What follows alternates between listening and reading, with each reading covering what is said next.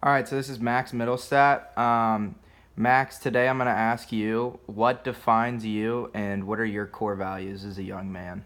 I would say what defines me is perseverance, having good character, and grit, and going into those core values. When I was a freshman in high school, all my closest friends were put on the higher football team, like varsity or whatever, and I was put on the JV team, so I never got to hang out with them, and that sucked because I never got to see anyone, and I knew I was better than what I was being placed at.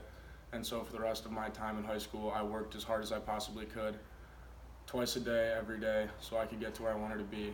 And through that, I was able to be a starter for 2 years on the varsity level. And it just shows a lot of grit because lots of people would have given up there. But I just kept going because that's something I really wanted to do and something that was really important to me. And another important value I would say is family. My family's always been very close, a big extended family. Second cousins are like first cousins, third cousins are like first cousins. Everyone's really tight. And through that, I definitely um, going back to like my great grandma who's an immigrant, and she always wanted everyone to be super close to each other so you would never lose those relationships.